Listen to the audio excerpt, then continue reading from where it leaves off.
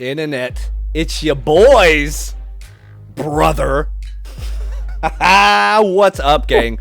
It's Wes Gardner. I told you couldn't not laugh. It's Wes Gardner, Mr. Kami the Hobo himself. And over in this corner, right here, the Kota Ibushi to my Hideo Itami. Oh, damn. Yeah, that's a deep cut, son. That's a tag team right there. That's a deep cut. Mr. Marco Flores, Nerd in the Bay. Welcome to the brand new show, Brotherin' Around. Yes, Off topic, indeed. Unfiltered, uncensored. Shit's crazy. We're just gonna talk like Table for Three on the WWE Network. That's right, man. So Just random conversation. What this is, this is the introductory episode. It's a big celebration. But what we're gonna do is we're gonna be breaking down exactly what the future holds for this. Why are we here? Why this project as opposed to the stuff that you know us from, such as Twitch, YouTube, all that. Why are we doing an iTunes podcast? That's something you may be asking. And you know what? Fuck you. I'll tell you why. I was in suspense. I was like, is he going to tell me? Or wait, you just, what? Are we here? Are we here? So, oh, man. So yeah, man. Now let's get into it. Let's talk about this. So, yeah. Okay. So Marco and I, how long have we known each other, man? We've known each other for... Oh, geez. 2000. Okay. When did you have No Quarter? Like 2006? No Quarter. I did No Quarter Radio. So let's see. If I go back about 11 years ago, I was doing freelancing for Ziff Davis Media on oneup.com. And that led into doing a podcast project called No Quarter Radio with Doug Oldham. Let's see. We had Chad, we had Justin, we had part of my crew from Oklahoma City. We did some of your that. Brothers. Yeah. So yeah, they're definitely brothers, and we'll get to what a brother is in a little bit. So yeah, that started 2006, 2007. Yeah, and I started messaging around, like posting comments and messaging around like episode 9, episode 8. Yeah, so you were early, man. Like, I mean, I was early. Like, if I want to talk about No Quarter, like super fan, like you're the man. Like you are the man. RVD pointing at myself right now. Right, this guy right here. But yeah, you were like, you would give us all good questions for like mail episodes, all that stuff, and then you and I just started just chatting and like, hey, this guy's a brother. He's a brother. Man. Yeah, and then ever since, kind of inseparable. We've been working different projects. We've gone everything. You were there throughout co-creation of Nitro Beard. You got your own shows, the Smark and Mark show. You got your Nerd in the Bay project. And I've been dilly-dallying. I did that Twitch for a little bit, about a year, freelancing that. Did the Nitro Beard podcast with the Beardcast. Also did some free-to-play stuff on the website. So we've been around the block. Now we're doing YouTube. We did YouTube videos, West versus Backlog. We got Nerd in the Bay, your weekly updates. Like, we've been. I check out like mobile games from like the week to week and make sure that you are taking a look at what's quality rather than like the Chinese version of Pokemon Go. Right. So yeah. Pokemon. Yeah, Pokemon. And Chikapoo is the main one. They just take the names and reverse them. But okay, so basically all of our stuff has been themed. Like going back even 10 years, my freelance job, it was in video games. We did Twitch, which is of course video games, YouTube stuff, it's all video game content.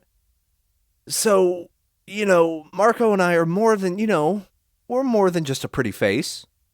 We're more than just the video games. We got the personality. There's you ask us the questions, we'll tell you about some Faulkner. We'll tell you about you know what? We've read some Hemingway. There's some baggage. A little skeletons. Who doesn't have baggage? I mean, come on now. It makes for good people, right?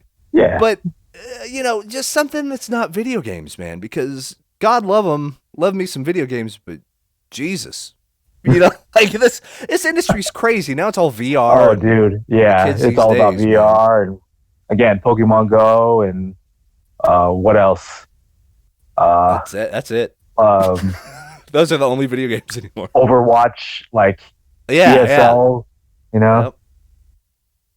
Yep. Yeah. It's funny because like now I'm starting to feel the old madness. Yep. In video games, and I never thought I would be up to that point. I know, man. I just don't. Whatever that spark is, whatever the whole like, oh, I got to play this game. Like, I'll put it this way, man. This is gonna blow your mind. I've had the new Deus Ex since release day. Haven't played it a single time. Wow, and you're pretty much a, Deus Ex like mark.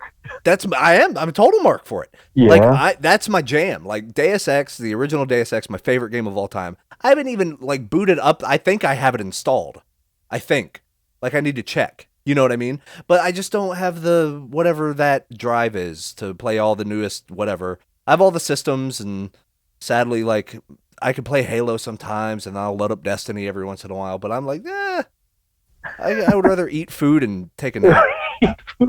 Right. So like at that particular point, I'm like, I kind of have like a small panic attack. I'm like, this is what old news Belita feels like. Old news Belita, dude.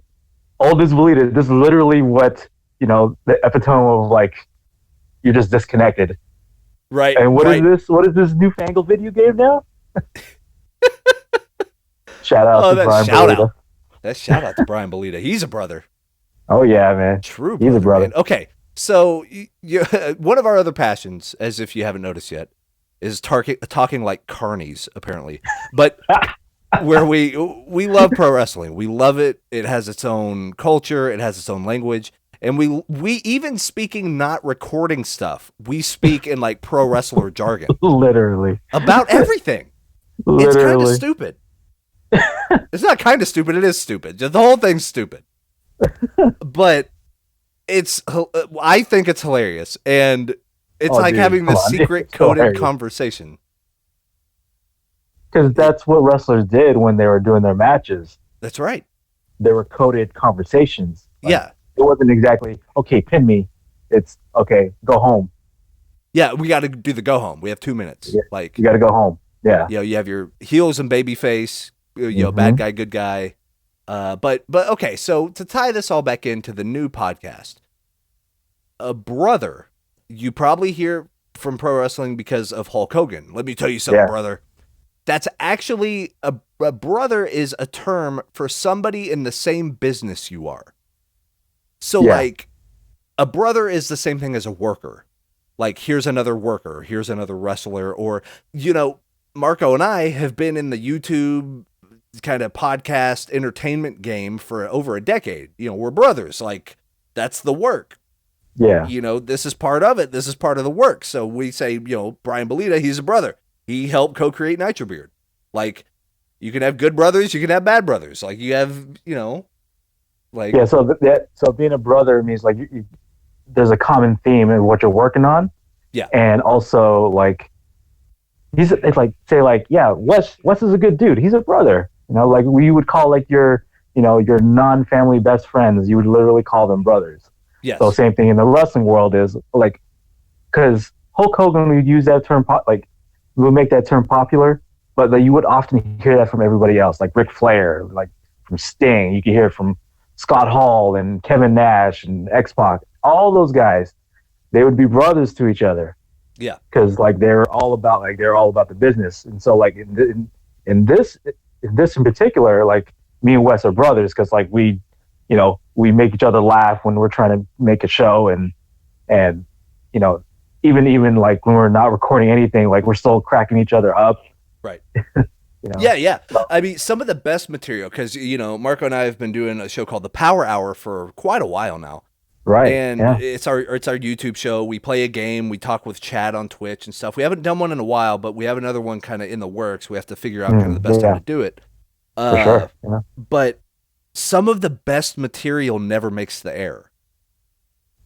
Yeah. Like right. this, exactly. We're either because and the whole prospect. If we were to sum this up, if brothering around is to be summed up in like one sentence. It's our version of a shoot interview. Yeah. So it's behind the scenes, it's unfiltered, it's uncensored.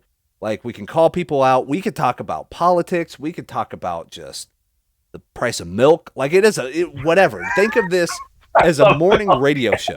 Yeah. Right. You know what I'm saying? Like we'll talk about current events. So we frame it, of course, based on the business. So we frame it based on Twitch and YouTube and, pro wrestling and whatever hobbies we're really passionate about. But the conversation can go anywhere, literally anywhere. So this is a no holds barred sort of, it's a shoot. Like we're going to tell the truth. We're going to tell you what's crappy about Twitch. We're going to tell you what's crappy about YouTube, but we're going to tell you what's great about that stuff too. Like for sure. This is going to be a lot of fun because you get to relax a little bit. And, whenever you go and we start a power hour, we even hype ourselves up because we know it's about to be showtime. Yeah, literally. Cause before this, we're like, we're dicking around and, trying to crack each other, crack each other's like jokes. But when it comes to showtime, it's like, okay. Psych yourself up. Get ready. Yes, okay. Yeah. You focus in. You dial in. You're kind of this upped version of yourself. But the more we talked and stuff, and I was like, let's do something really different. I mean, let's do something relaxing and there's no pressure. Totally. And I think there's an appeal to that. And we might be wrong. You can rail us in the comments if you want. You know what I mean? But the whole reason Power Hour works so well, in my opinion, is we try to pop each other. We try to make each other laugh. We try to make each other respond. And by the way, a pop is to get a reaction of any sort, like a boo, a laugh, clapping, cheering, whatever. Like if you pop something, the crowd popped whenever they said the name of the city. The crowd went crazy. They popped. Because there's nothing worse than getting no reaction. Silence is the death blow. And that's kind of the same thing now. I mean, and YouTube and, you could be working your ass off and then you get no comments. Or you're working your ass off on Twitch, you don't get any viewers. So what's it for? You're not getting the pop. You're not getting the feedback. You're not getting a reaction. Yeah, you don't have anything to play off of. But we get along so well. We've known each other what feels like forever. And, I'm 30. We've known each other for a third of my life. Yeah. So I'm 34. So we're growing old. You're a grown old man. Thank God we're both bald already, man. Yeah, dude. I was way ahead of the curve over like that. But would you think of it any way different? Like, I'm so glad I'm bald. Oh my God, dude. So I shaved my head in the early 2000s because of an ex-girlfriend. Like, oh, I really like how guys have a shaved head, and I had the split bowl haircut. Oh yes, yes sir. Yes, sir. I'm pretty. Yeah, I can show you some pictures, and I look like I'm Filipino. People tell me I look like I'm Mexican, and it was dude, you wouldn't have known. So I did that. I was like, okay, I'll do that. So I ended up shaving my head, and I try to see what the girlfriend at the time was like. Hey, what did you think? I get no reaction. I was like, oh no. Oh man. Oh. So the no pop. It's like, okay, so I did this for a girl, but it's fine. I actually like it like this now. So now it's just easier that way, just to be bald and not have it to fix your hair. And because I was real nervous because my everyone on my mom's side of the family, all the guys on my mom's side of the family, and all the guys on my dad's side of the family, bald before the age of 30. Oh wow, okay. So I got screwed on the genetics, right? So the thing is, I had my hair, I had long hair in high school and all this stuff. I had the surfer haircuts, and then it started thinning, and then I was like, oh, well, maybe I should cut it short. So I cut it short, and looking back, it looked ridiculous. But at the time, you're just not confident enough. You're like, my hair's gone. You get up in your own shit, right? Yeah, But what ended up happening is then I got one of those, the beard trimmers, and I just took the guard off. Yeah. Oh yeah. The no level over the head, level 0 or something like that. Yeah. Like a 0, and then so no guarded it, and then I did that for a while, and it took me seriously. And this isn't a work. It took me until getting with my fiance now to have the courage to actually take a Bic razor to my head. Like, Yeah, I'm not there yet. You're not there, dude. I'm Oh, not it's there so yet. much No, better. I still use a you know, like a you know, electric, not electric, but like hair clippers or whatever. Oh yeah. See, man, I go Bic, man. Yeah. Do it. Yeah. Oh yeah. Because okay, a part of that reason is because my wife, well, actually, my wife now likes like a little hair, like a Oh, okay. What little up? bit of hair. Do it for You the know, ladies. You do it know for the what I lady, mean? do it for Yeah, the I got wifey. you. Hey, if the wife has a preference, you keep it going. Yeah, That's how you play the game. Like, come on now. that's how you play the game. Literally, you don't do it for anybody else but your wife That's right. or Yeah, significant other. no one else's opinion No one matters. else. No one. There's No like the one else. president could tell you to do something. You're like, well, Right. let me clear Like, it by my wife let me first. yeah, let me talk with the boss first. Yeah, I gotta talk with the person that actually makes the decisions. So, Yeah, yeah, let me get this cleared.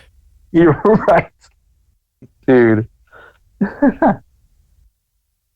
Oh, but yeah, it feels good to be able to do something that's not. You never really know what to expect because it's nice to have something themed. Like, here are the 5 topics we're gonna cover because it gives a sense of Yeah, pace and a sense of direction. But otherwise, right. it's like we've always kind of wanted the vibe of let's have our fans or our friends or whoever is listening really um, uh, to feel like both. So if they're a Yeah. fan, we Like want them to it's a feel like candid friends. conversation. Yeah, it's candid. You're hanging out in the car with us. Right. Like that's the vibe we always wanted, but we always tried to structure and kind of do the Me Too stuff because I know we're big fans. We're kind of marks for people like Maximilian and Yeah. super best friends and like People best friends giant and bomb yeah. and so. But I guess I know I was guilty of trying to mimic it almost like And instead. and like Yeah, for me, like I would think like that is a standard, so you go with that standard. Like sure, you do like the formation of that. right, But it may not necessarily work for us. correct. Yeah, we always felt that like we know we would have good power hours. There are some power hours that are I still think are drop dead hilarious. Yeah. Like I would recommend them as YouTube content for anybody, anytime, anywhere because you're gonna laugh at least one joke. Yeah. But there was always that sense that there was something else. And I don't know if I was just the one feeling that. I don't know if you kind of felt that way too about like we were onto something sort of, but it never quite clicked. Yeah. Um, I mean, like for me personally, I would like as we're talking about the game and that we're playing, and I'm like trying to think of, I'm actually trying to think of something, just to make like a joke when I should just let that go and just let the conversation go freely. yeah, But right. I was feeling like, oh man, I got some sort of pressure, like, oh, I gotta either say something funny or something insightful about this game, or where I should just talk to you and just see where it goes. And I'm pretty sure like anything like natural conversation is more funnier, like more informative in that sense too, Oh, for than it sure. would like be like me trying to think, oh, I got to do this. But it should really just be us at our natural state, keeping keeping it 100 basically. Yeah, and I think that because that's how we had so much success with the projects we've done already, is Right. people started becoming fans of us, not necessarily the content. So maybe it was the content. I don't know. It may have been like a 50-50 split. Like I'm not Yeah, sure possibly. exactly, exactly how that Venn diagram looks. But it's one of those that hey, here's something that's less pressure, but might be even more fun because we actually get to be ourselves. And the people that if they watch our YouTube stuff, they'll see one side of it, and that's But there's us in like, the videos. yeah, but there's like many aspects of like us, Correct. Yeah. So But like it's the one direction of this is us. an aspect of us. Twitch was definitely an aspect of us, you know. Yeah. Yeah. It's but Yeah, it's good to man. be able to actually just relax and not fret so much about it. But that's Totally, kind of totally. that's the goal of the show. I guess if we were to say going forward, and this episode included, but going forward, like all bets are off. Like you do not know what we're going to talk about, and I think Yeah, that's part of the appeal. We're just gonna randomly bring up topics. Yeah. It won't be like, oh, this is the video game segment. Oh, this is gonna be like the movie segment. This is the gonna news. Yeah, the news, or like, oh, what have you been up to? Yeah, what have we been playing? Right, exactly. It's like that works, but it's kind of tropey now. Like, everyone does it because everyone does it. It's like freaking if you go to a store and they have a shopping Christmas buyer's guide. The only reason they make those buyer's guides is because the other people make buyer's guides. Speaking of which, I'm already seeing like Thanksgiving, like Christmas Thanksgiving stuff already. Like, dude, it just turned October. What are you guys doing? 5 days ago it turned October.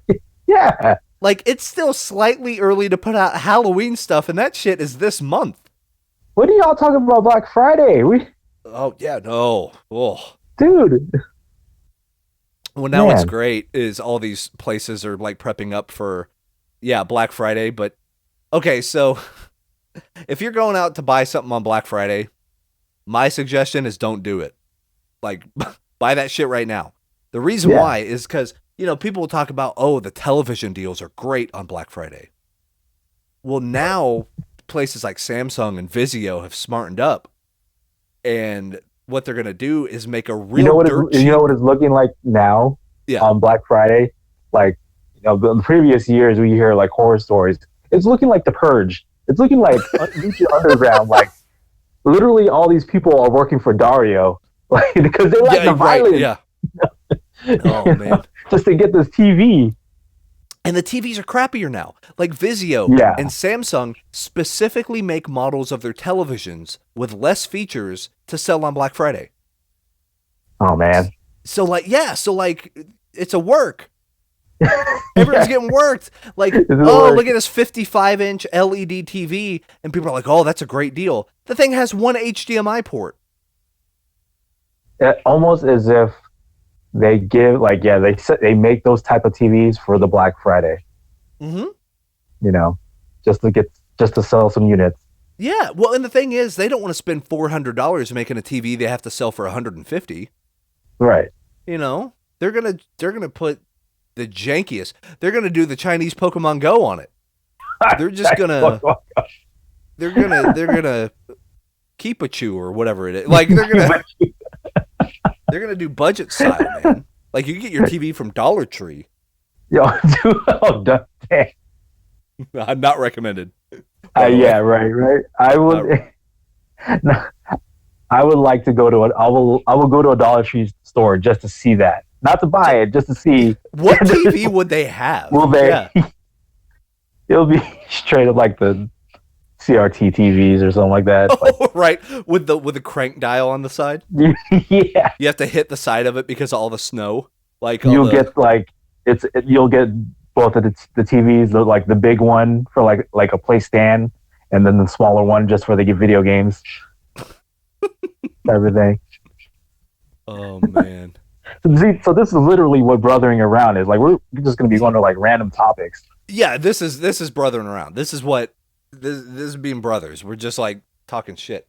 So like, back to those old TVs. Do you remember those old TVs? They had that really crappy like wood paneling. Yeah. Like, but it wasn't wood. It was like a cardboardy thing that was painted to look like wood. Right. It had the feeling of wood, but it was like bendable. Yeah, it was bendable. You can't bend like wood. That cardboard wood. Yeah, that's true. That high class. It's like, but isn't that the shit IKEA's trying to pull now? Is it? Pretty much. Like, don't they just sell the cardboard wood? Right? What? And they charge $400 for it. We're avant-garde because you just buy a mattress and you build a fucking box around it. And then they recall it. Yeah. Because be very wary of buying, like, dropping on people's heads or something like that. Speaking of that shit, don't you have the new Samsung Galaxy S7? Wait, nice segue. The Segu Yes, right there. yes, Gonna I ride away do. on that segue. I finally upgraded my phone from the S3, Yeah. where I've been doing all of my, intro to mobile game videos on, finally to an S7. It's not, the house hasn't caught on fire because the S7 is fine. The Right. Galaxy Note 7 is the Oh, one okay. that, See, my bad. getting, that's the one that's casting Viagra Yeah. and and flare and all these people's like houses and cars. Oh, like there was a shipment. Like I work in IT, so all this crazy IT like old wives' tales type stuff comes through. So I don't know if I believe half of it, but like legit, apparently there's a shipment of them. They burned the Right. truck down, I but the things weren't heard that. on. They Yeah. weren't even turned on. They were in the box. Right. What happened? Like what blew up? Dude, that is like so when we went to the Verizon store, because I got Verizon as my carrier. Yeah. We went to the Verizon store and we're looking around and we see onto the side like Galaxy Note 7 and I'm telling my wife and my brother-in-law, hey, look, it's that one, it's the one. That's the bomb right there. That's the culprit right there, you know. And he was like, we're not gonna get that one. We're not gonna get that one. And they were like, okay, calm down. They're like, I know, I saw the news. They literally mentioned that like last night. So, okay, cool, good. Not trying to. So I mean, I don't know the last time I talked to Wes, but I think I mentioned to him like the last thing that happened to me was like a tree falling on my car, Oh yeah. and like yeah, basically nothing happened. I didn't have the type of insurance that would pay for that. So I was like, damn. So I was screwed on that end. But yeah, wasn't trying to add to that unlucky streak. Well, then before that, I don't even know. Well, hell, it's brothering around, man. We're gonna talk about it. Yeah, So, dude. what the fuck was that story about your next door neighbor, like the SWAT team kicking down the doors and shit? Because you've had the craziest luck. Apparently, I live across. I basically live like in Lucha Underground, like Yeah, in you that live setting. in Grand Theft Auto. Like that's where you live. Like, dude. So yeah, I do, right? So okay, I'll set the story. So like I'm sleeping. I think I was coming from my graveyard shift. I think it was like a couple of years ago. I think it was a year ago. I'm sleeping and it's like daytime, and I get a knock on the door, but like I was so like heavy asleep, I was like, yeah, I thought I was dreaming about it. Right. But I eventually wake up and it's my brother-in-law. He's like, hey, you better get out of the room because SWAT is pointing the guns and like like they didn't have the tank on them, but it was like the SWAT truck that they usually come in. So yeah, the SWAT truck was like pointing at the house next to us. I was like, oh, what the heck? So I look, open the blinds, and literally, sure enough, all guns are pointing at this house, and I was like, oh, this is real. Oh no! So I bolt the hell out of the room, Yeah. and I'm looking around, like, what's going on? And like I'm seeing all the neighbors looking around, like, what's going on? So apparently, like, I mean, I'm gonna throw the dirty laundry because he's no longer with us. So apparently, the next door neighbor had to foreclose his home, and he had to leave the house, but he wasn't willing. He wasn't about it. Right. He wasn't willing to do it, so he locked himself in.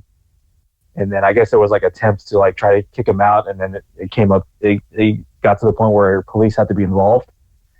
So about an hour and a half comes around. Like we're just like, man, this is crazy because I never seen this before. Not like never seen this before, but like the last time this happened, it was at my work, and like somebody called about having a gun, and the SWAT went into my work building. Anyways, so so this is just me on my day. This is like a me. trend. How is this a trend? It's like a trend. Apparently, it's a trend. So yeah. So hour and a half passes. The police knocks on our door, and they want to go like use our backyard use our backyard to hop over the fence to that person's backyard. Yeah. So they do that, and like by the time they break open from the back door, this guy apparently had a gun and bought a silencer and basically just shot himself. Like, Whoa. shot himself dead. Not very brotherly. They're not, no, not at all. And like, I mean, we were shocked because days prior to that, we don't see this person. I mean, never really seen this person around as long as I lived here. Yeah. But especially those prior days, like really nothing with like, the front lawn wasn't being mowed. Everything, it was starting to look like it was dirty, like as if it was empty already. Gotcha. But when that happened, he shot himself in the head, and then everything was like, everything's clear. Yeah, the guy killed himself, and I was like, dang, just because you didn't want to leave the house, right, like, man. but I was wondering like what brought him to that point, like, right, yeah. Like, I was thinking, like, doesn't he have any family that he can just go to, or like, right. This guy was living by himself as far as I know. But but like right now there's a family that has a house across the street from us. They bought that house because it was on sale for a good while, and nobody was buying that house. Oh, sure. I was like, for good fucking reason. Don't like real estate agents have to disclose that?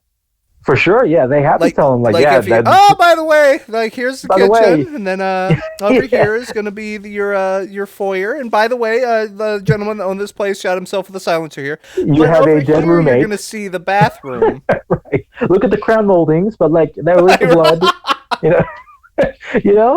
So I mean, yeah, they have to tell them that stuff, and yeah, again, that house wasn't bought for the longest time, and I was like, man, nobody's gonna buy that house. But like the family across the street from us did buy that house, and I was like, all right, man, good luck with that. Hopefully, God bless. Yeah, exactly. Keep your bills paid. Right? Like what's that horror movie? That's been like they've been having sequels now lately, with all the cameras. Oh, Paranormal Activity. Yeah, Paranormal Activity. I hope none of that is happening, where you're gonna try to steal like a baby or something. Right? A big tiger comes in your apartment or something. Right? Like, why is there a tiger? It's like, oh shit! Oh, my pictures are on fire. What the fuck? Right? Jeez, man. But I guess I run into that, fairly frequently. Like, I don't live in like a bad neighborhood. It's like a suburb area. It's just but you live in Cali, right? Yeah, I do live in California. So here's the thing. I like live in like half of it is like Bray Wyatt's like compound, and the other half is like Broken Matt Hardy's, war area type of thing. Right. Where he has these things happen. Resurrection pool or whatever that is. Jeez, that resurrection pool is so over. And is a character in itself when you see those Matt Hardy it's so genius movie segments that he does. Well, like it's awesome because Abyss fell in it. Yeah, and then came back as what's his face. And I was like, holy shit, this is money. Yeah, that's awesome. And then when Jeff Hardy went in it, like, spoiler alert, like I think this was part of Delete and Decay. Yeah. I think it was afterwards. After Delete and Decay, they show like an after, like a epilogue of it. Yeah. Jeff Hardy like hurt himself, and like apparently this pool has healing powers. So when he got dunked into the pool, he became the Jeff Hardy of old, like where he was like he was a heel, like he's like, you can't see me. I guess like throwing the shots at John Cena, right? And he had the old Jeff Hardy heavyweight title belt on him and smoking. I was like, dang, that's crazy. Like, but that was genius. That he would use a pool to bring back idea. Old characters like that. Yeah, just such a good idea. Yeah, dude, it's awesome. And I love that type of stuff because I love when pro wrestling gets so stupid. Yeah, I love exactly. It's so beautiful how dumb pro wrestling. Like my favorite thing probably in the past 6 months was that KFC commercial with Dolph Ziggler as Colonel Sanders and The Miz dressed up like a chicken. Just a chicken. And he super kicks him in the fucking face. And it makes me laugh every single time. The Colonel kick. I tell Brittany, my fiance, I'm like, all wrestling needs to be this. Just dress up like fucking chickens and just all of it. Just make all of it happen. Dude, like I remember you retweeted a video clip of R-Truth that he thought he was in the Money in the Bank ladder match, and you see Roman Reigns and Dolph Ziggler legit laughing. They can't help I think that was a shoot. They couldn't. Yeah. They It had to have been. Dude, Kane, you know, Kane was like money there, and then Truth can do no wrong in terms of like comedy. Oh, but he's genius. I guess he's at that stage where, like, you know, if he could just make kids laugh and, you know, kids smile, doesn't really care about a title. It's better than the freaking CZW shit he had to do back in the day. Take like glass bulbs to the face. Like, let him tell goofy jokes and act like an idiot and then get paid. Like, of course. Like, he's earned his stripes. He has nothing left to prove. Like, and that's the thing, sort of how I feel about John Cena too. Is like, that dude, what has that dude not done that he needs to do? Nothing. Like, nothing. He doesn't really need to do anything. I mean, like, the Undertaker's still there, but, like, he's on his way out. Like, how many more matches does he have left? Yeah. And I know John Cena's like, sure, like that'd be cool if that could happen, but, like, he's like, dude, I don't really care. I'm in no rush. Yeah. Yeah, that kind of, speaking on that, another definition term for the new listeners or people that aren't privy to the deal. You'll probably hear, if you read message boards and stuff, or you talk about pro wrestling, you're going to hear people referred to as marks. And I know we talked about it earlier today, how I'm a mark for God knows what. Deus Ex. Yeah, I'm a Deus Ex mark. Yeah. So a mark is an old carnival term.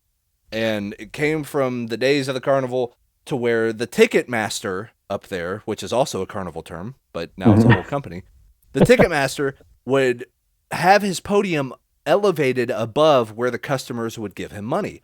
The reason why is so he could look into the person's wallet or purse to see how much money they had. Oh, wow. I actually didn't know that. So if they had enough money, if they were holding, he would do a signal. He would do something, tap the side of the podium, something. So one of his boys, he has a watcher out here that would walk by, have a piece of chalk or a piece of dust, something in his hand, and be kind of the quote unquote the escort. But what he would do is he's like, oh, welcome to the carnival. Yeah, right this way. Oh, let me walk you over here. Let me show you around. Mm-hmm. So then he would mark the person. He would mark the person like on the back of their shoulder. He would just put a little bit of chalk on them. That way, all of the other people that ran the rigged games would know that that guy had money. He was a mark. Like, that's a mark. So basically what it meant at the time, it didn't mean you were an idiot. It didn't mean you were a sucker. I know a lot of wrestlers and a lot of like fans use it that way. Like, oh, that guy's a mark. He believes it's all real. Like, it's not necessarily that. It's more like, here's a guy that has the potential to pay us out a lot of money if he's convinced that this stuff is legit. So he'll play the rigged hoop game if we can convince him and sell him that he can win it. That's possible. So that's a mark. A mark is somebody that, like, you become a fan against your wishes, essentially. Like, you know what I mean? Like, even though, and now there's like terms for like smart marks, which, you know, we consider ourselves smart marks, but there's an irony in that phrase, like a smart or a smart mark. How can you be smart for something and know that it's rigged, yet still be a mark for it? Exactly. Like, how does that even work? So you'll hear the term smart, and, you know, but whenever we say we mark out, it's like for that brief moment in time, we've always known that it's fake, but we're just massive super fans. Like, holy shit. Like, we're believing in the moment. Yes, right, exactly. So, like, I'm a mark for Deus Ex. I know that game has so many flaws, it's damn near unplayable today, but I don't care. Like, I still think it's the best thing ever made. Like, despite all of its flaws and it being kind of garbage to play now, Like, I still love it. I still think it's the best thing ever made. Like, I'm a mark. I'm a total mark for it.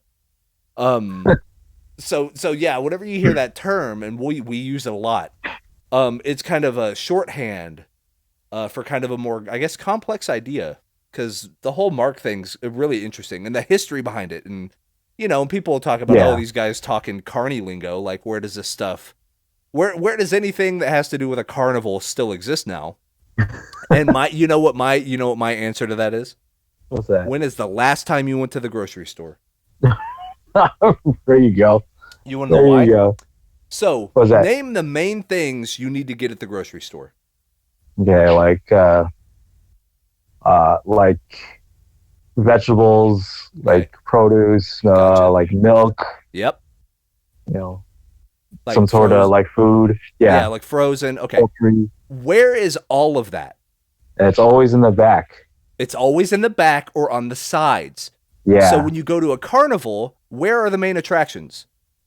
In the back. Or on the sides. On the sides. It still works. It's always worked.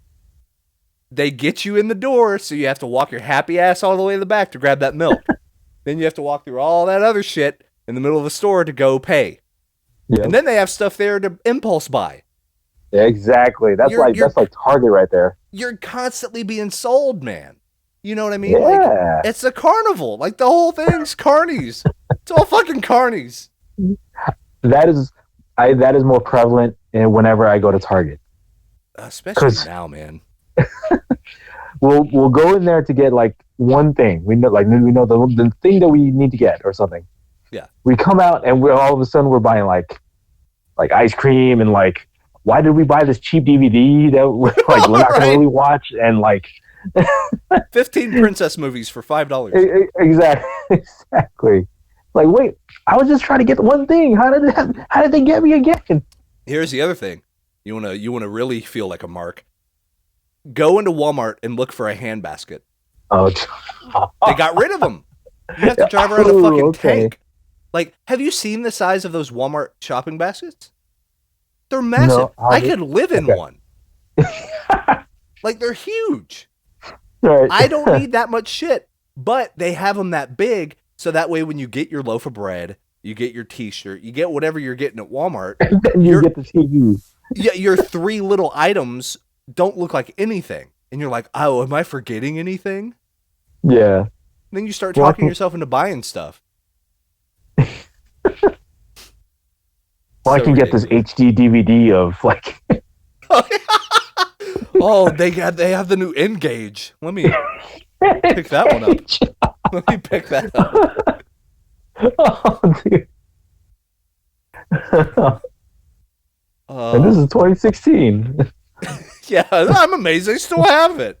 I will say, like, Kmart's out of business now, but that's the only benefit of having. Yeah, that was the only good thing about Kmart is they carry the shit that even Big Lots wouldn't carry.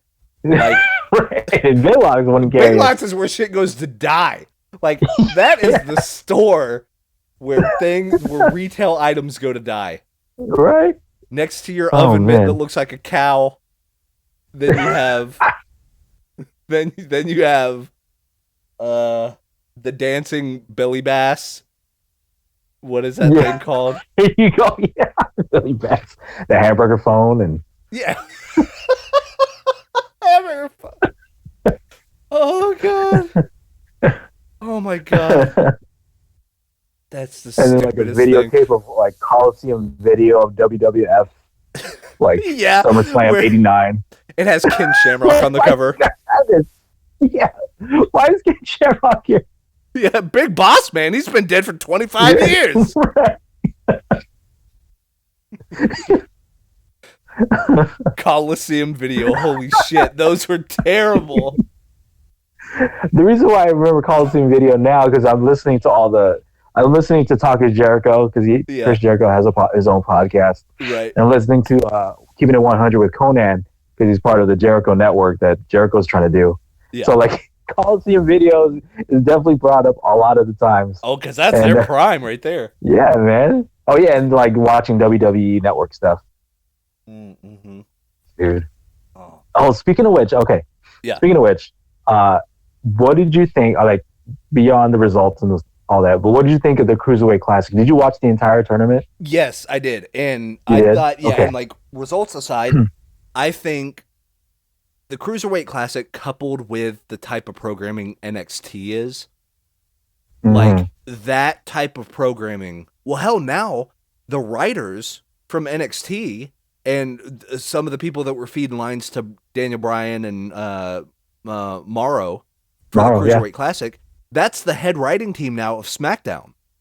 Nice. So it's like, and you look at SmackDown over the past 3 weeks, and that shit is gold, man. Dude, SmackDown's SmackDown, dude, great. SmackDown, like, and I'm doing like a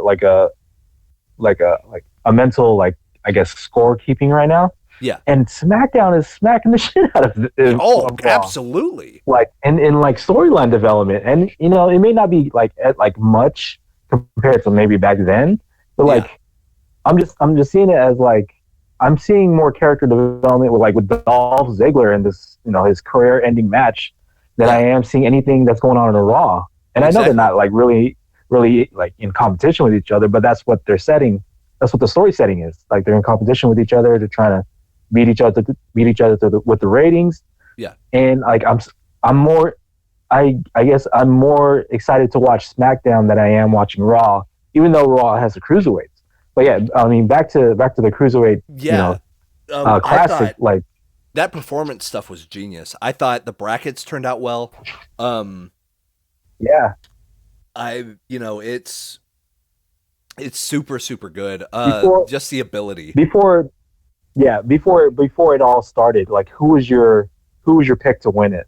Oh, Ibushi, no doubt in my mind. Dude, yeah, hands down, I was thinking Ibushi was going to take it. The only reason he didn't get it is because he hasn't signed a contract. Exactly, That's it. That's exactly. the Yeah, only yeah, reason.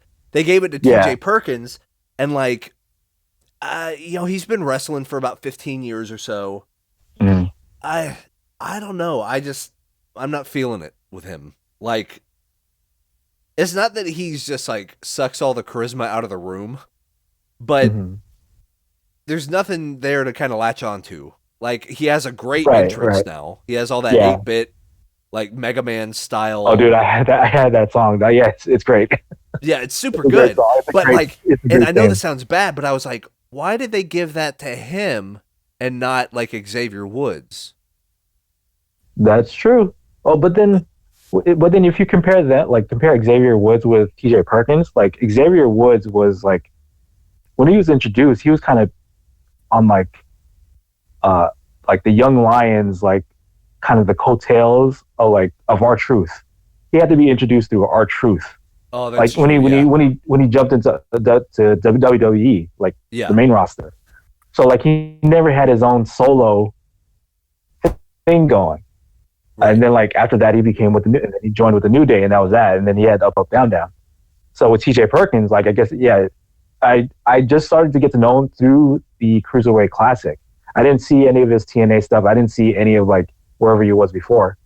So I'm more of a new fan of his. And Yeah, he's Filipino. I'm Filipino. Like of course, yeah. Like Manny Pacquiao, I'm going to be rooting for right. TJ Sure. Perkins. Yeah. But Kota Ibushi was my go-to guy to win it.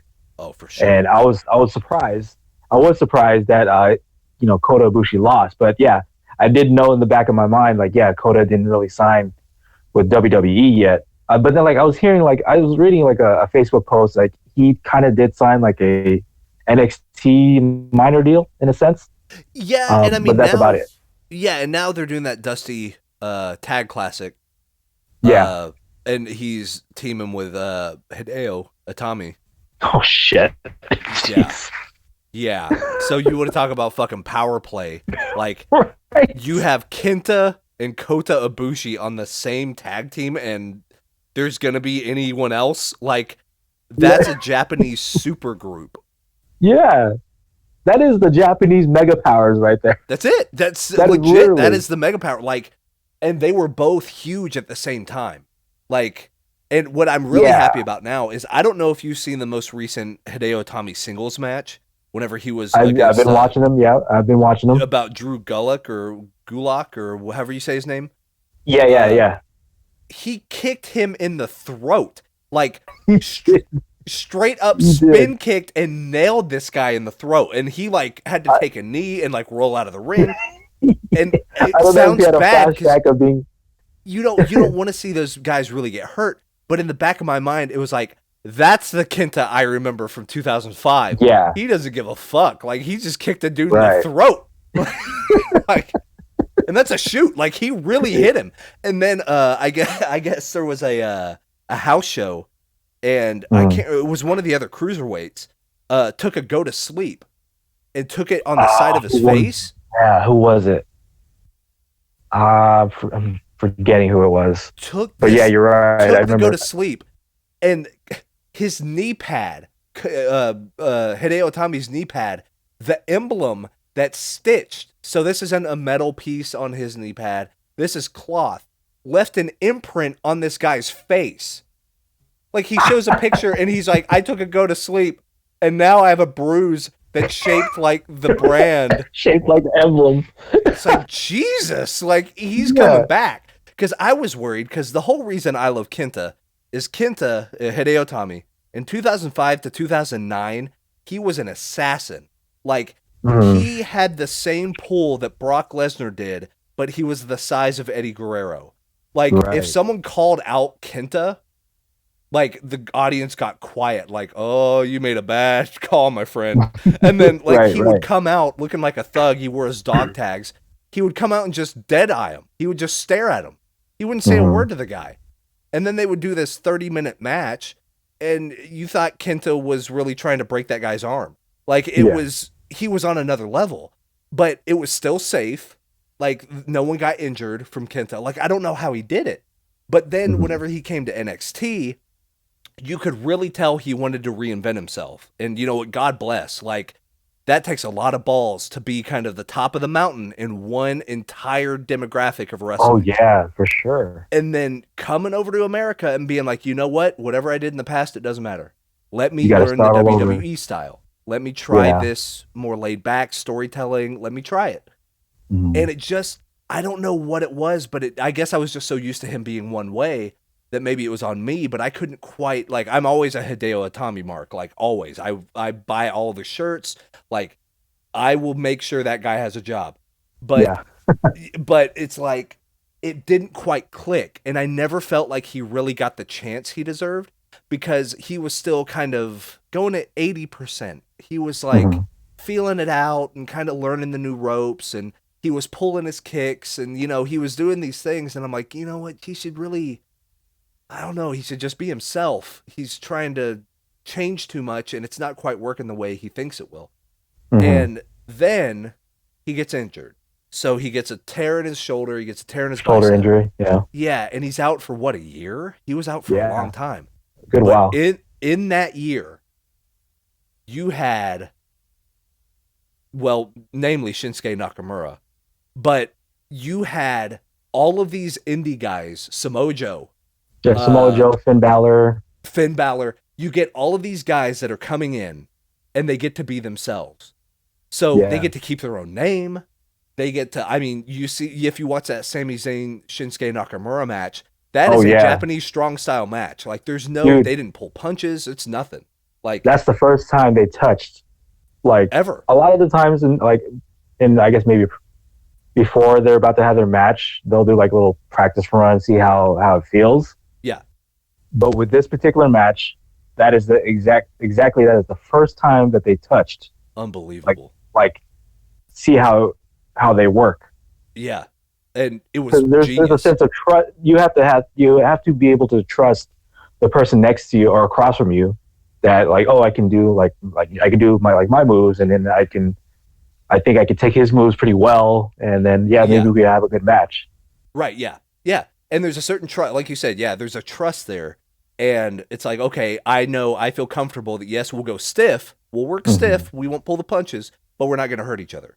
Yeah, right. But that let Shinsuke Nakamura be himself. And now Samoa Joe can be himself, and Finn Balor can be himself.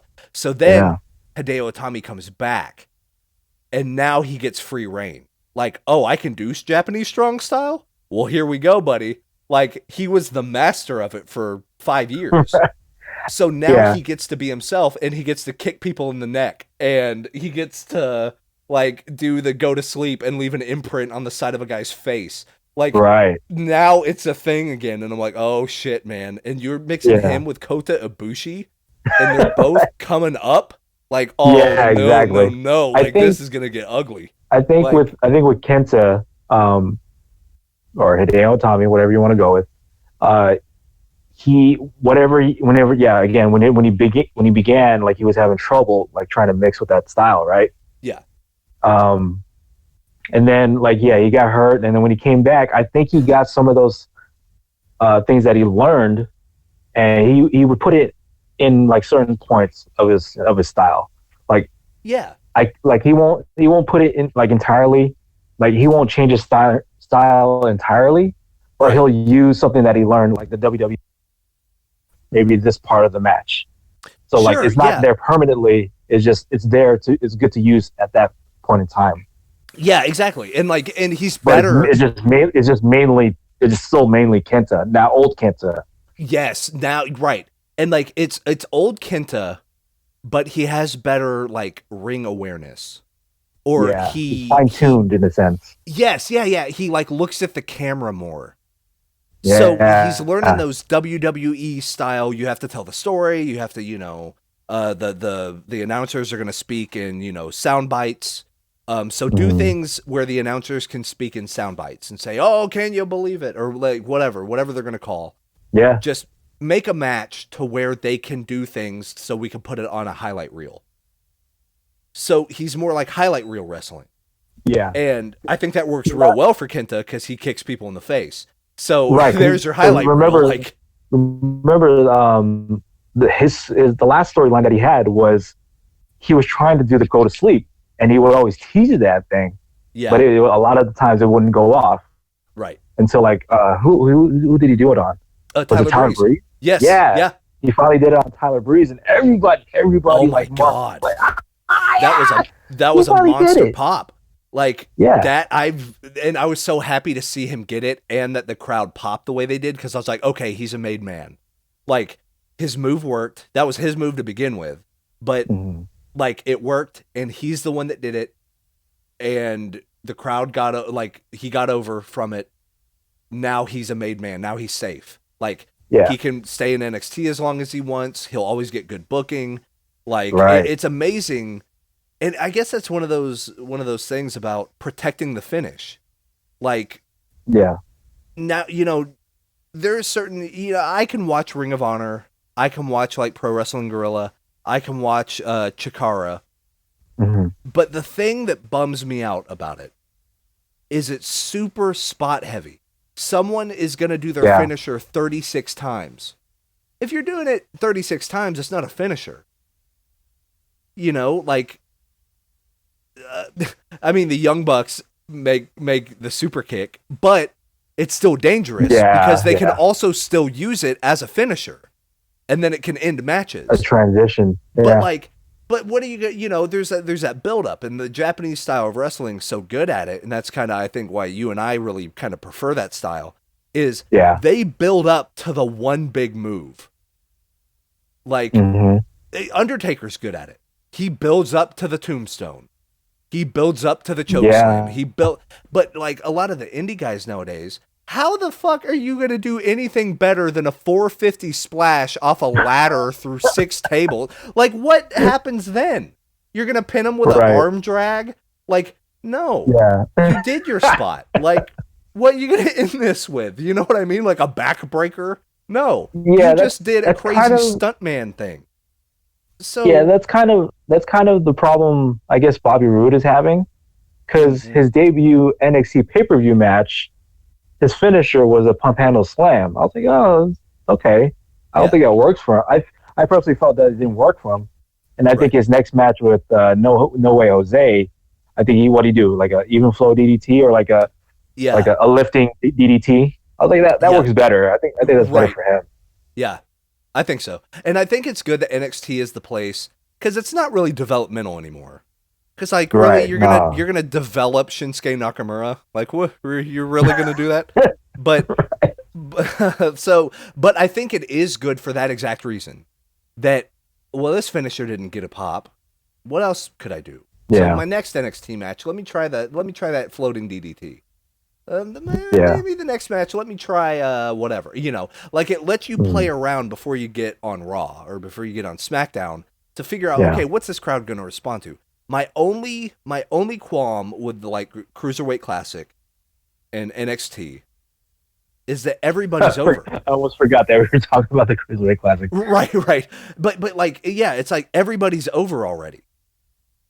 Yeah. Like, everybody, no matter what they do, I can guarantee you, man, Ty Dillinger goes to SmackDown or Raw doing the perfect 10 thing. Yeah. That's gonna get buried quicker. That, you know what I mean? Like, if freaking Tyler Breeze and Fandango are struggling. Yeah. You know what? And they're kind of like, they're in that space of like, they're kind of over, but they're not at the same time. Yeah. But if they come back to NXT, oh God, that room's gonna pop Yeah, louder they love than anything. Them. So that's one of the bad things about NXT. It looks great because everyone pops for everything. Like, oh my God, did you see it? They did just a basic, belly to back suplex, but the crowd goes wild. So on television, it looks great, and it looks like these guys are superstars. But then you get, TJ Perkins, perfect example. He did great in that Cruiserweight Classic. Like, he's not my favorite out of that batch of people, but hey, he didn't, I wasn't too bummed that he won. I'll put it that way. Yeah, no, same here. You know, but then he goes on Raw, and he goes against Brian Kendrick, a guy who's been over and over and over and over before. He knows how to get over better than anybody, and he's like 40 years old. He's been in this business, he was in the graduating class with Daniel Bryan. So this guy knows how to work. The crowd could not care less. And it's like, you have Brian Kendrick in your new Cruiserweight Classic champ, and the crowd's dead? But on the Cruiserweight Classic side of things and on NXT, oh my God, that crowd goes crazy because they know who those guys are. Yeah. But like on Raw, little Billy and his uncle, they don't give a fuck who TJ Perkins is. Yeah. Like, who's this guy? At that point, that's kind of the downside of like the WWE network. Like, if you don't have it, then you don't know who these people are. Yes. Right. So with TJ Perkins, like he's great. Like, he has a great ability. I think if anything, the thing that he needs to work on is just to where to find his voice, because he just sounds like I'm super grateful to be here. I had a rough story, and now I'm the champ. But now, like, eventually that's going to get stale at some point, and then they're going to turn on him. Now that people are becoming fans of TJ Perkins, but like that took like a few weeks before that you even start hearing like cheers. And like Brian Kendrick has all the smart guys, already fans of his. Yes, yeah. Like, we know who he is, but but I will say the benefit of Brian Kendrick is he is a monster heel right now. Like, he's so good at playing a bad guy. And that's what the Cruiserweight Classic needed more than anything, was an actual heel. Everyone was so over, they were all good guys. Yeah. So like, get a bad guy. The only other heelish people were like Drew Gulak, Mustafa Davari was one, and Mustafa Ali was like kind of portraying heelish things, but I think he was just more of a serious guy. And then whoever the first round guy was, that was with Cedric Alexander. Oh, not Tozawa. But that guy, he was having like heelish tendencies. Yeah, that's true. So, yeah. But yeah, like it's. But was there anybody that stood out to you in the Cruiserweight Classic? Like I had no idea of Jack Gallagher. I love that guy. That's exactly who I was going to say, man. I love that guy. Great. What a good gimmick. Like, the whole bit works. But once again, I think he could get over on the main roster if they gave him time to be himself, and people are like, who's this hipster? But then that's part of the appeal. It's like, oh, he's quirky.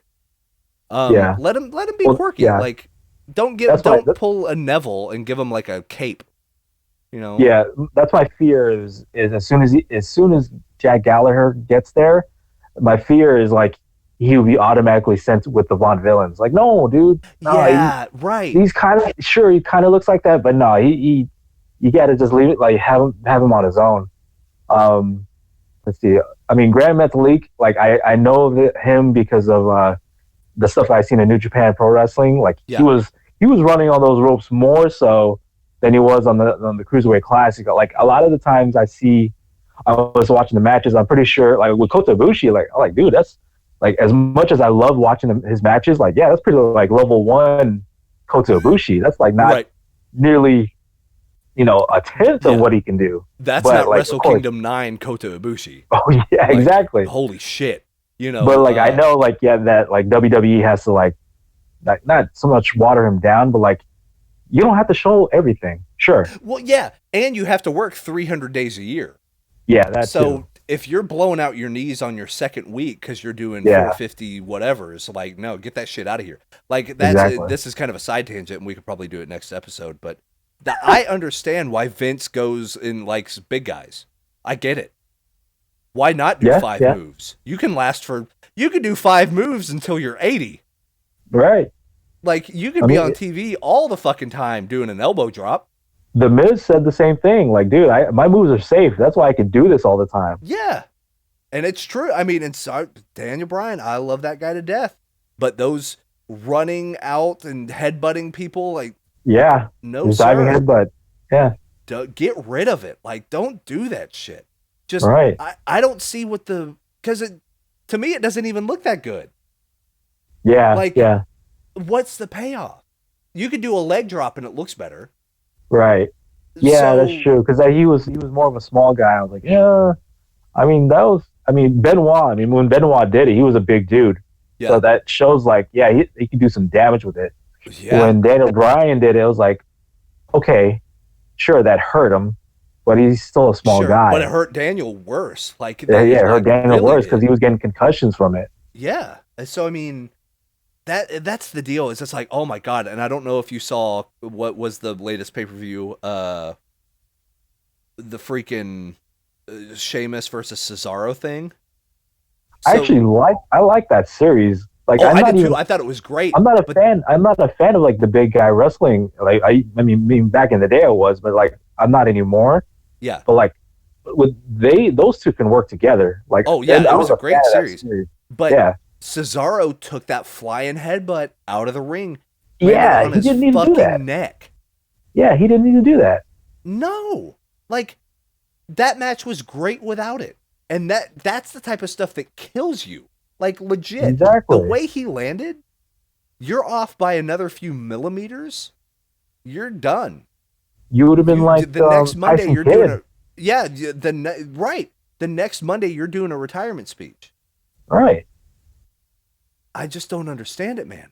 And like, Yeah, like I believe me and you are at the point where like the general like wrestling audience, all they want to see is like high spots, like even from like big guys.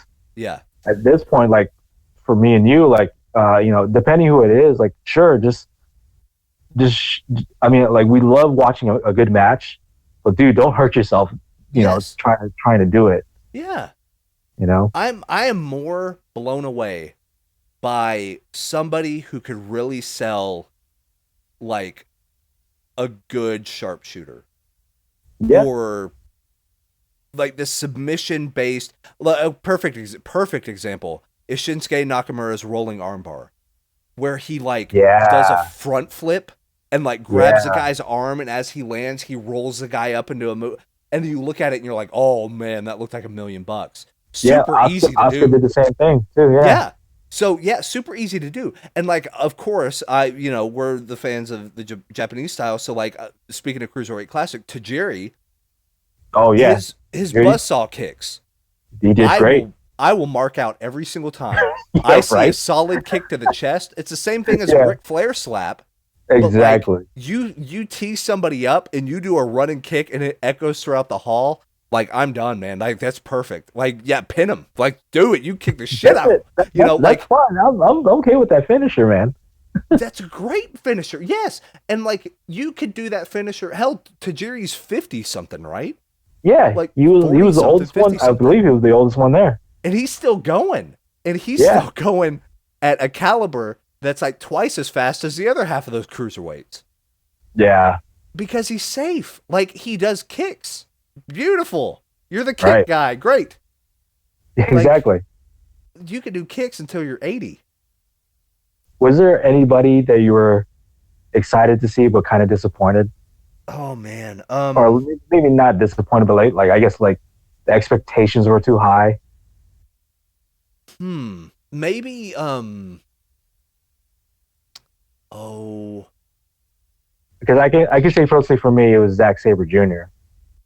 yeah, and the thing with Zack Sabre is he's another one of those guys that he's super over everywhere else. Right, right, and yeah, I totally get that, and I always hear his name, right? So I was Yeah. excited to see this guy, and it might have been like the WWE watered down part of it. Yeah. But like I'm seeing like okay, like that dude is super. He was more skinny than Daniel Bryan. Now, like okay, then I see him do his like his chess match, getting out of holds, catch wrestling. I was like, that's cool. I like that. Yeah. And then like when he's trying to sell or do hits, like I don't personally believe it. Sure. You know, And that's the and thing, man. that's probably just me. I mean, the only Well, thing that no, like the only you're thing that onto like something. the only thing I was like I believe was like his penalty kick. Yeah, right. Well, because yeah, that gets a running start and all that. But yeah, there's a reason why, and there's this whole back and forth about, oh, well, WWE and Vince only likes the big guys. And Mhm. but there's a reason why that works is because here's the thing, man. If I'm in the ring with Kevin Nash and he punches me in the face, I'm going down. Because that Yeah, dude's 6'8" and 320 pounds of muscle. Like, exactly. I'm going to get knocked unconscious. If I get Zack Sabre Jr. running at me, he has to get me off guard by kicking my ankle. Like, Right. you know what I'm saying? It's not, and Yeah. that's not a slam against anybody. It's just like the mentality of it.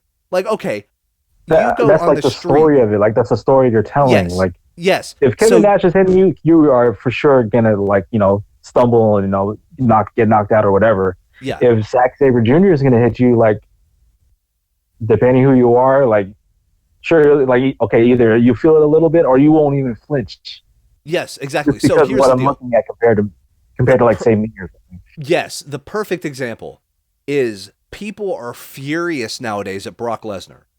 They can't stand him. Yeah, They think he's irresponsible. They think all this other stuff.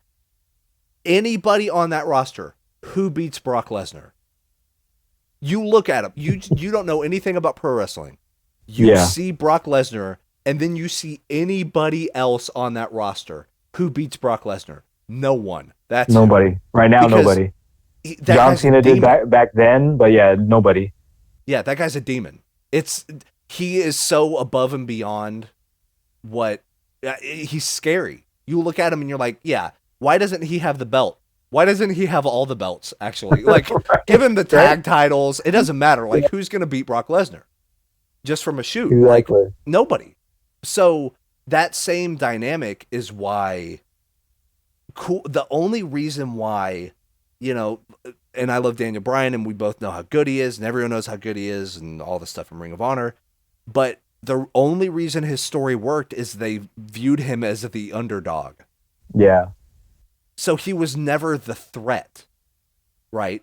Like Right. he Right. was never the Brock Lesnar. He was never like you hear his music and you're like, "Oh shit's about to go down." Yeah. But that's why I was so happy to see Kenta, start getting his stuff back. Is I'm like, okay, if they can bill him the same way they billed the Great Muta in WCW, Hmm. as like, here's a guy, he doesn't even have to speak. He can just come out, kick a dude in the head, and leave. And they're like, oh yeah, that Exactly. guy's not kidding around. Like you Yeah. sell it. So like okay, so guys like Kenta, guys like Daniel Bryan, I believe them more. Sure, they're a little bit bigger. Yeah. But like their attacks are more momentum based. Yes. Like They're they're smart. using their whole body to like running knees. They're using their whole body. turning their hips for their, for those kicks. Yeah.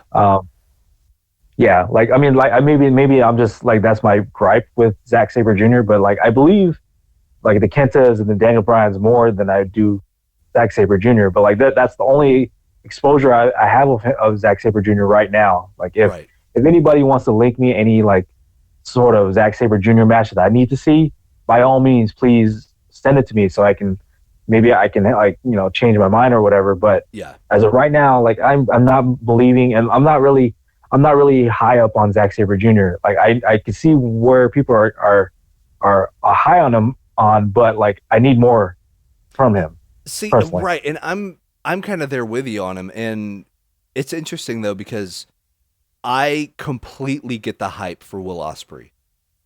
Yeah. That dude is money. Like he in the next 5-6 years, he's going to be in WWE and he's going to be some sort of world champ. Dude, him and Ricochet, yeah. Oh, no doubt. Like him, Ricochet, those guys write their own checks because they get it. They do the high flying stuff. They do all the synchronized stuff, and people call it, oh, this is just scripted ballet. It's not even wrestling. But they know how to go. Like they know. Once again, do backflips and stuff. Because guess what? You can do that because you're not doing any impact. So you're not a big guy. Yeah, you can do backflips for another. You're not 7'8" and doing backflips. Yes, right. There's that old saying where Scott Hall and Kevin Nash, back in the 90s, whenever Kevin Nash like first really started coming in, and Scott Hall's one of the smartest minds in the business. Yeah. And there's a story where they talked about, Kevin Nash really wanted to show that he was a big guy, but he was agile and stuff. So whenever they were scripting out the match, he was like, you know what, you'll come under me and I'll leapfrog you and all this stuff. And then Scott Hall was like, are you a moron? And Kevin Nash was like taken aback, and he's like, what do you mean? And he's like, you're the biggest guy on the roster and you want to you're trying to avoid contact? You're the biggest guy on the roster. What? No, mow people over. Yeah, don't That's leapfrog. what people want to see. Why are you leapfrogging? Did you Kevin why Nash? are you moonsaulting? Like you're 7'2". Super shredder. Yeah. Like what are you doing avoiding contact? You're 320 pounds, man. Oh man. So it's psychology, and that's the interesting thing. And like I think we're wrapping up here, but it's this is being a brother. This just the talking shop, and this is what it's about. So we're just mainly talking about wrestling, and like again, as we do these episodes, it's gonna be a broad spectrum of like whatever we feel like talking about. Yeah. Right. Just catching up and yeah, and that's the deal. So I mean, if there's big news in gaming, if there's big news in movies, I know there's gonna be probably in the next few episodes, probably just nothing but talking about comic book movies. Or you know what I mean? Because I think that'll be an interesting one because I have bones to pick on a lot of the way things are going. Okay. Like comic book stuff. But I'd like to hear your take because I mean, between the two of us, you're definitely the more seasoned vet. Whenever it comes to like the full dynamic of comic books. Like I've read Planetary, I've read Watchmen, I've read kind of those. If you read a top 10 list on BuzzFeed, I've probably read them. Okay, yeah. You know what I'm saying? Like that's how deep I go. But I do come at it from the movie side. Like, okay, do these movies work? But there's a lot of them I still haven't seen.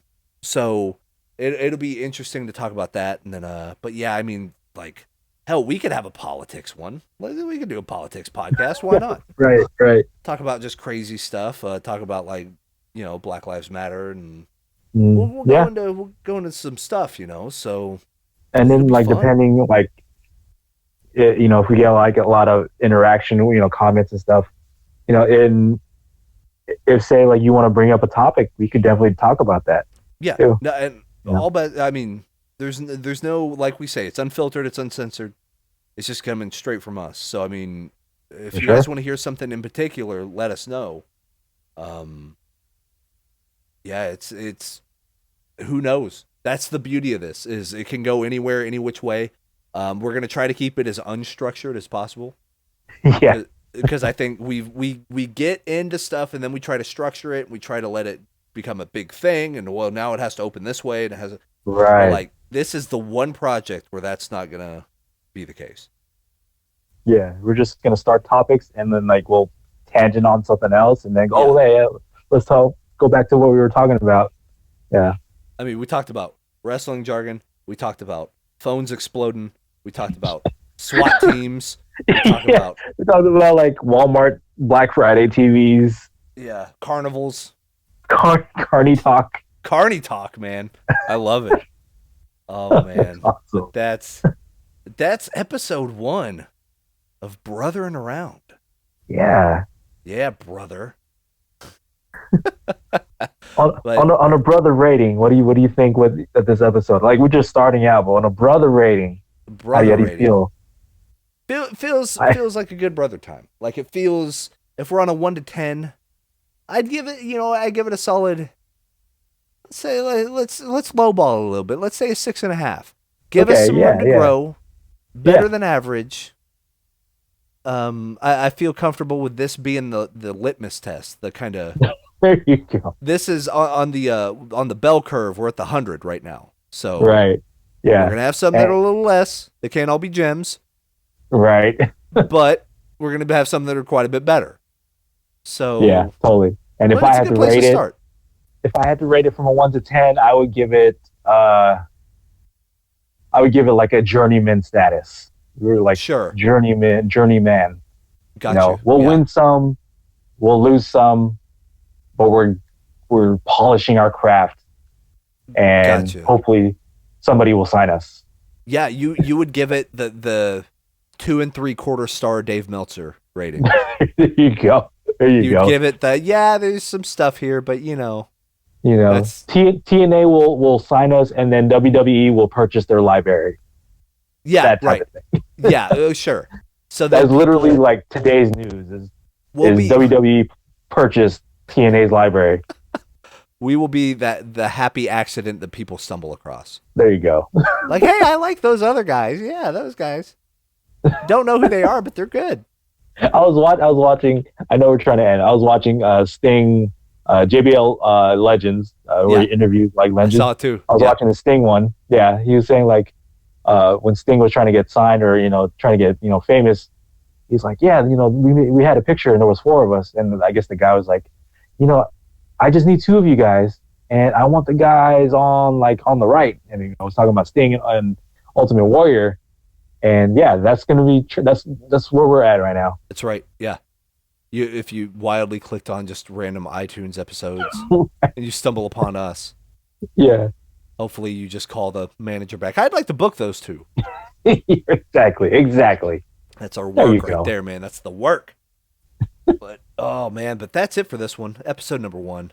Brothering around. But the brother himself, Marco Flores, thank you, sir. Yes, thank you for having me. Thank you for concocting this into fruition, man. Yeah, like we've always wanted to. Yeah. And now we actually have like stable income. We don't have to our we don't have to travel 300 miles for a $50 house For 15 show. bucks and a cheesecake. Yeah. We don't have to use our car's alternator to heat up our food. Like like true carny shit, right? But like we have to do that anymore. Like we can actually relax and just chill out and Exactly. kind of do our own thing. But this is brothering around. So yeah, leave some comments. Be some good brothers. And brothers, Yeah, here's the man. thing. You can be man, woman, child, pet. Doesn't matter. Leave us some comments.